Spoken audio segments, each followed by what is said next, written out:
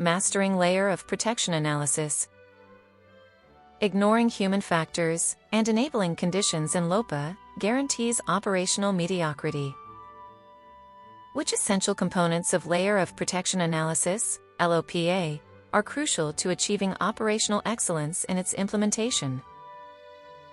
As I sit here thinking about my time working with client after client, I'm reminded of just how crucial it is to get layer of protection analysis, LOPA, right. You see, LOPA is more than just a framework for identifying and evaluating potential hazards. It's a beacon of hope for companies looking to achieve operational excellence. I recall working with a large chemical processing company that was struggling to implement effective safety protocols. They had a plethora of systems in place, but somehow, accidents kept happening. It was as if they were stuck in a never-ending cycle of reactivity, constantly putting out fires instead of preventing them in the first place. That's when I knew we had to take a step back and assess their layer of protection analysis.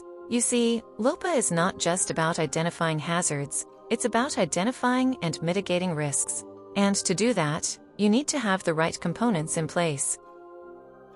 First and foremost, you need to have a clear understanding of the process itself. What are the potential hazards? What are the consequences of failure? Without a thorough understanding of the process, you can't possibly hope to identify and mitigate risks.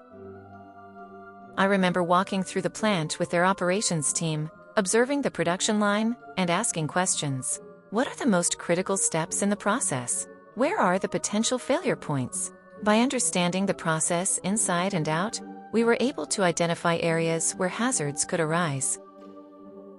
But that's only half the battle. Once you've identified the hazards, you need to assign a risk rating to each one. This is where things get tricky. It's not just about assigning a numerical value, it's about understanding the likelihood and severity of each hazard. Are we talking about a minor injury, or is it a potential catastrophic event? I recall sitting in a meeting room with the client's team, poring over spreadsheets and data, trying to assign risk ratings to each hazard. It was a grueling process, but it was necessary. We had to get it right, or else the entire exercise would be pointless. Now, once you have your risk ratings, you can start identifying the layers of protection needed to mitigate each hazard. This is where things get really interesting. You see, it's not just about slapping on a few band-aids and calling it a day. No. You need to think critically about each layer of protection. Is it a physical barrier? A procedural safeguard? A piece of personal protective equipment? I recall visiting the plant's control room, where we spent hours discussing the various layers of protection. We pored over diagrams, schematics, and process flowcharts, identifying potential weaknesses and vulnerabilities. It was a painstaking process, but it was worth it. Finally, once you have your layers of protection in place, you need to continuously monitor and evaluate their effectiveness. This is where most companies fall short. They implement a LOPA, and then they think they're done. But the reality is, hazards are constantly evolving, and your layers of protection need to evolve with them. I recall having a heated discussion with the client's operations team about the importance of continuous improvement. They wanted to rest on their laurels, but I knew that complacency would be their downfall. We needed to stay vigilant, to continually assess and reassess the hazards and the layers of protection. And that's the key to achieving operational excellence through LOPA. It's not a one-time event, it's a continuous process. You need to be willing to adapt, to evolve, and to continually improve. Anything less, and you're just pretending to be safe. As I looked around that plant, I knew that we were onto something. We had taken the first steps towards operational excellence, and it felt amazing. It wasn't just about avoiding accidents, it was about creating a culture of safety, of continuous improvement, and of excellence. And that, my friends, is the true power of layer of protection analysis. The implementation of layer of protection analysis, LOPA, is crucial to achieving operational excellence in process safety.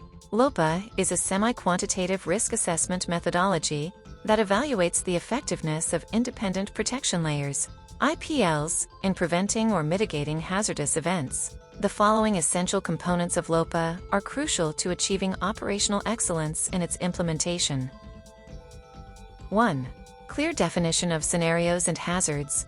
A thorough understanding of the hazardous scenarios and underlying hazards is essential to identifying the necessary safeguards and IPLs. This involves a comprehensive review of process design, operating procedures, and historical incident data to identify potential hazards and scenarios that could lead to undesired consequences. 2. Identification of independent protection layers. IPLs are the barriers that prevent or mitigate the consequences of a hazardous event. IPLs can include safety instrumented systems, SIS, alarms, physical barriers, and emergency response plans.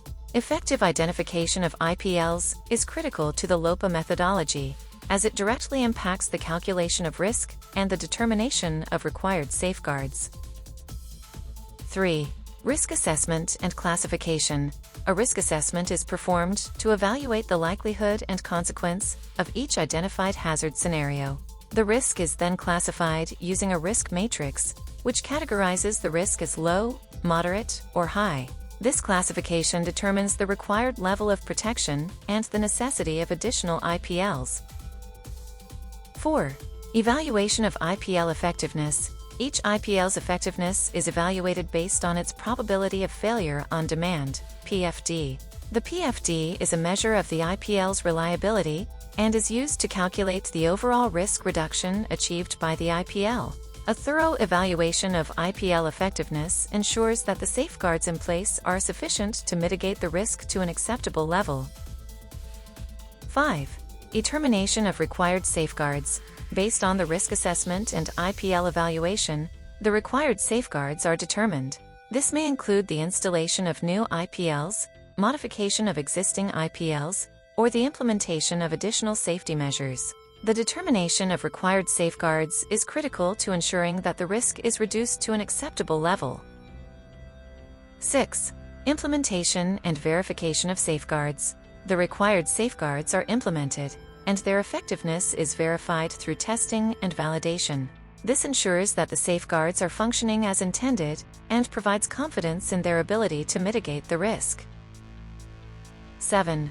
This involves regular reviews of IPL performance, incident investigations, and updates to the risk assessment and safeguards as necessary.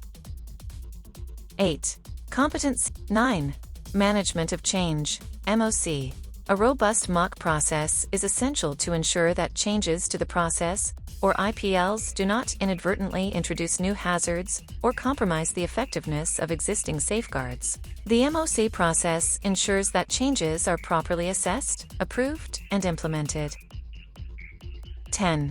Auditing and continuous improvement. Regular audits are conducted to verify compliance with the LOPA methodology and identify opportunities for continuous improvement. This includes reviewing incident investigations, near-miss reporting, and lessons learned from other industries to identify best practices and areas for improvement.